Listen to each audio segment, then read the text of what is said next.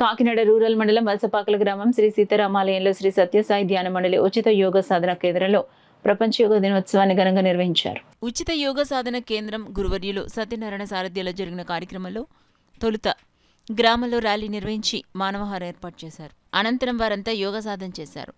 ఈ సందర్భంగా ఏర్పాటు చేసిన కార్యక్రమంలో గురుజీ సత్యనారాయణ యోగా విశిష్టతను తెలియజేశారు.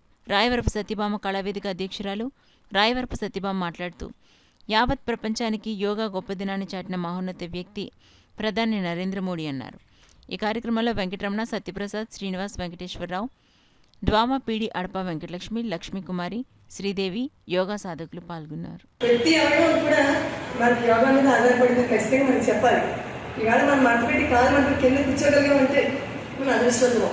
కింద కూడా కూర్చోగలిగిన పరిస్థితి ఏర్పడుతుందంటే మనం నలుగురిలోనూ భోజనం చేస్తాం, టేబుల్ మీద కూర్చుంటాం. కానీ వారంలో ఒక్క రోజు కుటుంబంలో ప్రతి ఒక్కరు కింద కూర్చుని భోజనం చేయగలిగితే వారు నిజమైనటువంటి ఆరోగ్యవంతులు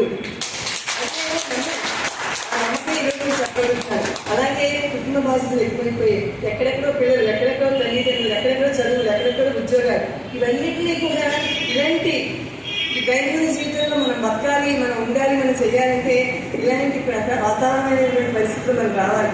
ఒక్క 10 నిమిషాలు మనం పెట్టుకోవాలి. 10 నిమిషాలు ఆధ్యాత్మికం, సాంఘికం, రాజకీయం అన్ని రకాల విధమైనటువంటి ఒక చారమడలు నేను గుర్తించింది.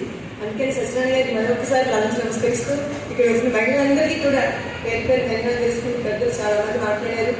కాకపోతే ఇలాంటి వాటిని ఇక్కడే వదిలేయకుండా మనం ప్రతిరోజు ఆయన చెప్పింది విని మనం 10 మందికి ఇన్స్పిరేషన్గా ముందుకు వెళ్ళాలి. 10 మందికి మన ఉపయోగం, మన పుట్టిన పెరిగిన సార్థక జీవితం భగవంతుడు ఇచ్చాడు. ఏంటి సేవ చేసుకుంటుంది, ఏంటి ఇలా వెళ్తున్నారు, ఏంటి యోగా అనుకుంటారు. కానీ అదొక పిచ్చి. ఆ పిచ్చి ఏంటంటే 10 మందిని మన వల్ల ముందు నడిపించే పిచ్చి. ఖచ్చితంగా అది మన దాంట్లో ఉండాలి. అందరికీ ఆ దీనిలో మీ అందరూ ఉండి నన్ను ఆస్వాదించి ఇంకా మంచి కార్యక్రమం చేయాలని కోరుకుంటూ భారతదేశం వాసులు, అమెరికా వాసులకి అందరికి తెలియాలి అని అక్కడ అనౌన్స్మెంట్ చేశారు. 1952 మార్చి 7వ తారీఖున నేను చనిపోతున్నాను, నా శరీరాన్ని మీరు ఖననం చేయొద్దు, కొద్ది రోజుల పాటు అలాగే ఉంచి దాన్ని పరిశోధన చేయండి అని చెప్పి ఆయన శ్వాస చేశారు. అది నగ్న సత్యం. అప్పట్లో రేడియో, వార్తాపత్రిక తప్ప టీవీ సమాచారం లేదు. ఆ సందర్భంలో చనిపోయిన 21 రోజుల వరకు ఆ దేహాన్ని అలాగే ఉంచారు. అమెరికాలో శాస్త్రజ్ఞులు వచ్చి పరీక్ష చేశారు. ఒక్క రోజు మాత్రమే వాసన, ఒక్కడో రకరకాలు వచ్చేస్తాయి, రంగులు మారిపోవడం, వచ్చేస్తాయి.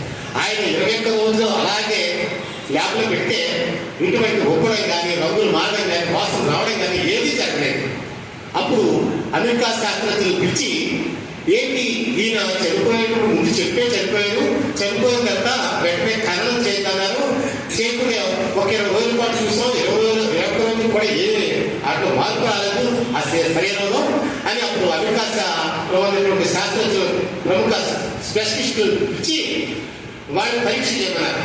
ఈయన పరమహంస యోగానంద గారు శరీరంలో ఒక కణజాలం పూసి ల్యాబ్ పెట్టుకెళ్ళి చేస్తే, పరీక్ష చేస్తే ఆ కణజాలం 21 రోజులు అయినా కానీ శ్వాస